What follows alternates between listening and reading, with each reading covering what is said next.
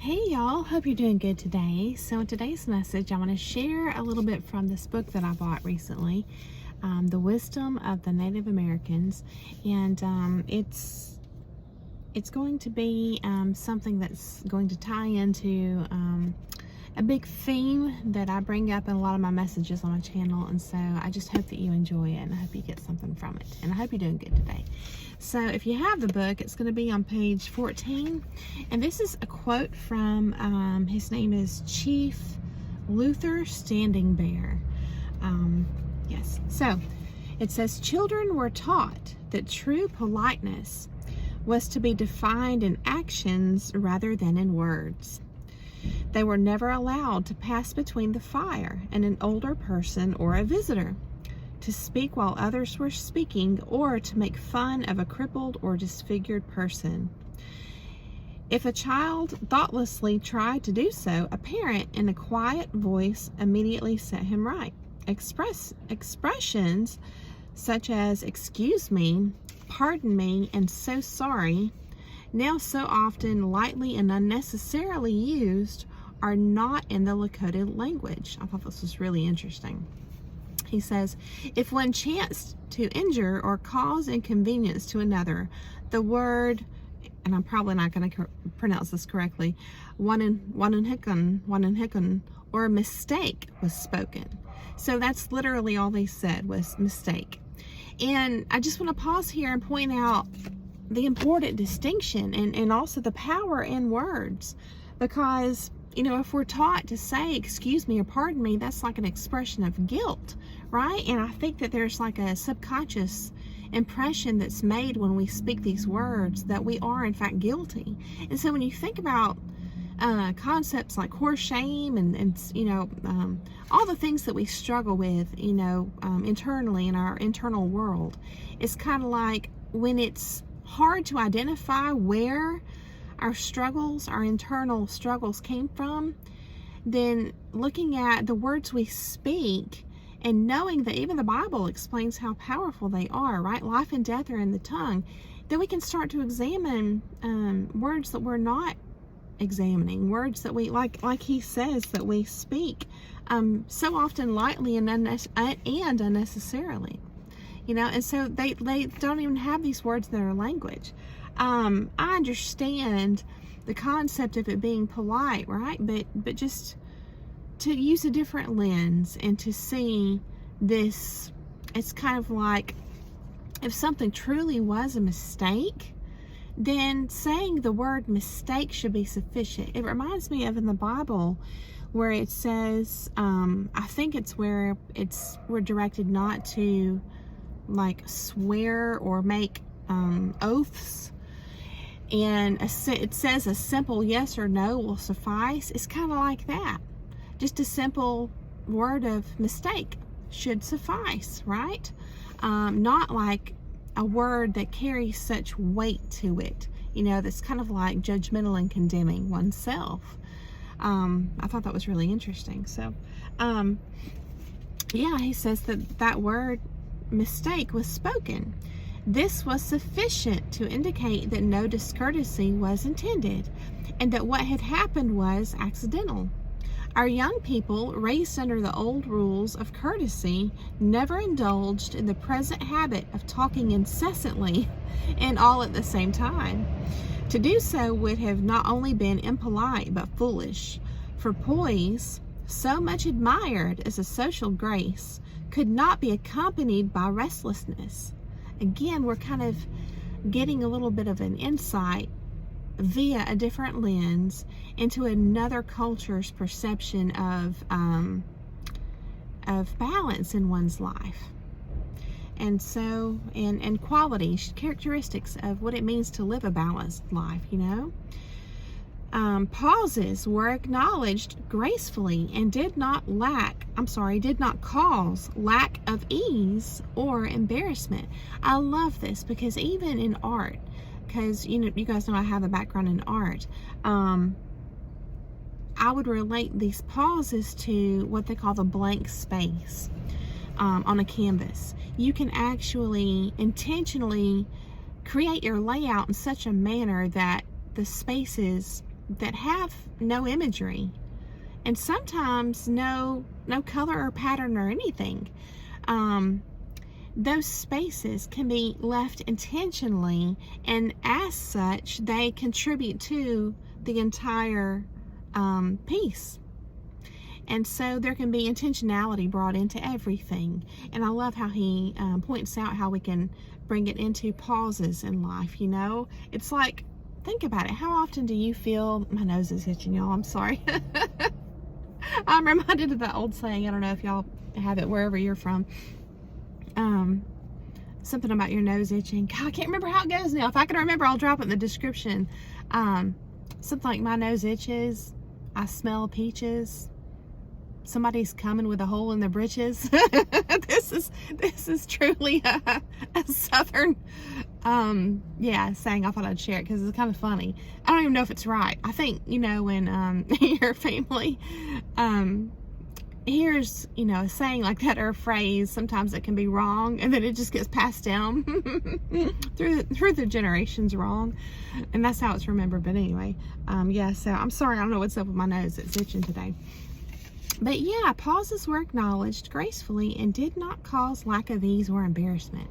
It's kind of like making a mistake too. It's sort of like just acknowledging that you're human, and you don't have to cast or carry blame, you know, upon yourself or even others. It got late on me, y'all, so I had to take a pause in the video and just restart again tonight. So from here, as I continue reading in this section of the book, and this section in this book is called The Ways of Learning, by the way. But after the part that I've already shared with you all, it kind of gets into more of a deep life philosophy that the Lakota people shared with their youth. And it's essentially talking about having, without them using the word reverence, what comes to my mind, and I've shared with you all before, is just having reverence for God's creation, you know, and just a deep gratitude and respect for. And so it says, in talking to children, the old Lakota would place a hand on the ground and explain, "We sit in the lap of our mother. From her, we and all other living things come. We shall soon pass, but the place where we now rest will last forever." So in other words, you know, our lives are short, but, you know, the earth will be left behind, you know, after we're gone. And so, you know, I really appreciate the insights from this other culture's approach to the wisdom that they share with their youth, because I don't think that we need to necessarily get into the spirit of comparison and self-judgment or anything like that. I think that most people, honest people who love the truth, who truly put their best foot forward every day in everything they do, they don't intend to leave out important aspects when teaching their children, obviously, you know what I mean? But I think that just learning, you know, some of these insights from other cultures can just help us to build on too. Again, it's not about shaming your approach if you're a parent. It's about just insights to build on to what you're already teaching your children. That's the way I take it anyway. And so it says, "So we too learned to sit or lie on the ground and become conscious of life about us in its multitude of forms." So it's kind of getting into that whole theme of, I looked it up, it's called animism. And that's from the Latin word anima, meaning life or soul. It's kind of like this philosophy that seems to be what a lot of the indigenous cultures what they had their beliefs rooted in was animism. And it's essentially, to put in my own words, per my understanding at this point, it's just a belief and appreciation for the spiritual aspect of all of creation. Just ultra simplified, that's the way I would present that to you. So he goes on to expand into the details of what this means to become conscious of life all around and about us. It says about us in its multitude of forms. And, he mentions just watching the little creatures all around, the ants and the swallows, and just looking up at the sky and the stars. And then it says everything was possessed of personality, only differing from us in form. Knowledge was inherent in all things. And then I love this next statement. It says, the world was a library, and its books were the stones, leaves, grass, brooks, and the birds and animals that shared, alike with us, the storms and blessings of earth. We learned to do what only the student of nature ever learns, and that was to feel beauty. I love that it's not to observe, but to feel. So there's a connection.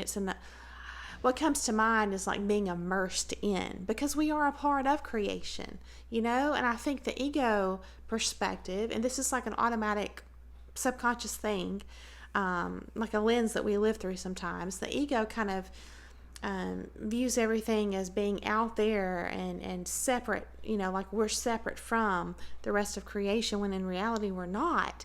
And so I think to bring that level of mindfulness into the moment, every moment, as much as possible, will help us to feel immersed in the beauty that we see.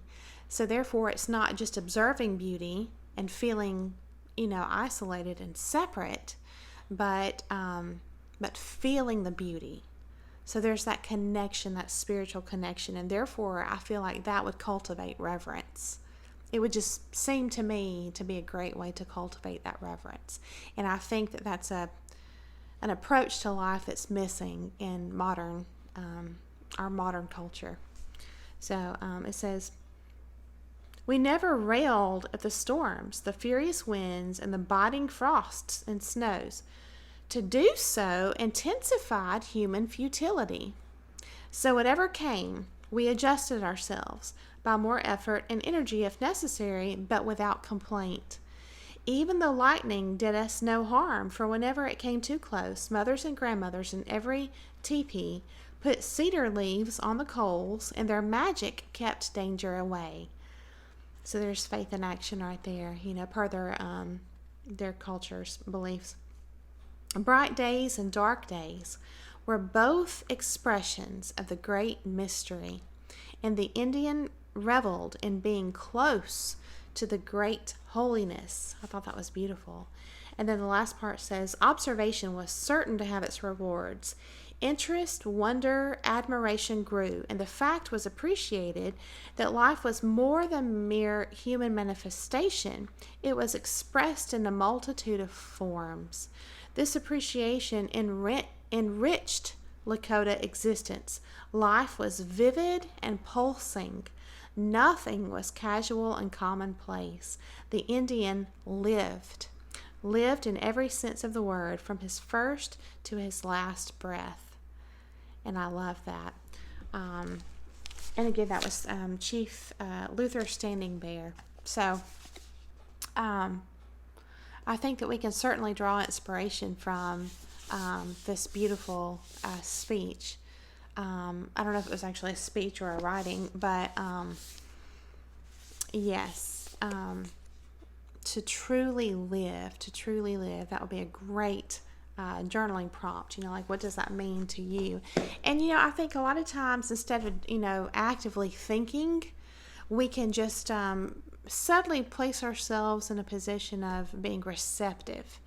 And I think that our greatest insights come when we're not striving so much with our mind, and when we are immersed in our environment, especially when it's a natural environment.